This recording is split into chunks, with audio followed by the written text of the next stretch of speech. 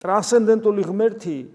რომ შემოდის სამყაროში ჩვენთან კომუნიკაციას იმ კომუნიკაციას ჩვენ რომ მას ღმერთად აღვიარებთ რითი ახერხებს უბრალოდ ცუდი სიტყვა ღმერთთან რო ვთქვათ ახერხებთ რას იქმს ღმერთი რას შვება რას აკეთებს მოდის უბრალო ადამიანად და აი თქვენ წილ დასონებულია ჯვარი ჯვარზე კვდება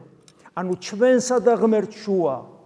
ჯვარი აღმართა სადაც თვითონ მოკვდა და ამან კიდევ მეტად უნდა დამაფიქროს ხო შეიძლება არ მომკვდარიყო რა ჯვარზე მოსულიყო იმპერატორად აი რომის იმპერატორად მოსულიყო ან იოსებივით ძველი აღთქმის იოსებივით კი ბატონო ყოფილიყო იუდეველთა წიაღში გაჩენილიყო და გამختارიყო რომის იმპერატორი წარმოიდგინეთ რა თავის ძალმოსილებით სასწაულებით ყველაფრით და ყველაფერი დარჩენი ყოფილიყო იგივე რა უფრო მეტი ხალხი არ გაყვებოდა რა თქმა უნდა გარეგნულად უფრო მეტი ხალხი გაყვებოდა სხვა რა გზა ექნებოდა როცა ძალმოსილებით იმოქმედებდა და თავის ავტორიტეტით და ძალაუფლებით დადგუნავდა ხალხის ნებას რა თქმა უნდა ყველა გაყვებოდა არა აკეთებს იმას რასაც აკეთებს და ამით ჩვენი მდგომარეობის სავალალოობაზე მიანიშნებს კიდევ ერთხელ რომ იმისათვის რომ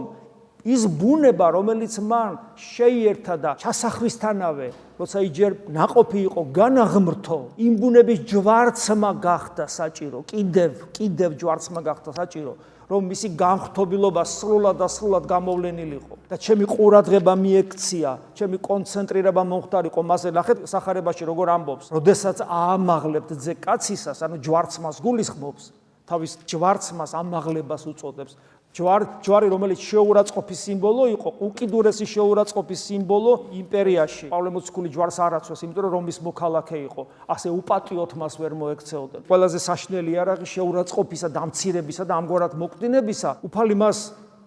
დიდების იარაღად აქცევს ეშმაკზე ბოროტებაზე გამარჯვების იარაღად აქცევს და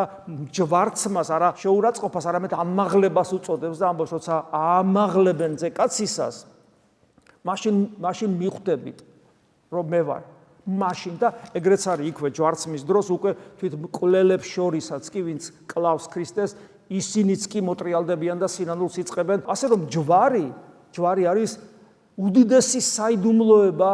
ადამიანის გადარჩენისა ღმერთსა და ადამიანს შორის კავშირისა ადამიანის განღმრთობისა და ადამიანის ბედნიერებაში შესვლისა ოღონ ეს ჯვარი მე არ უნდა აღვიქვა პასიურად, იმიტომ რომ ქრისტე რადგან ჯვარს ეცვა ჩემთვის, მე ვდგები ვალდებულების წინაშე,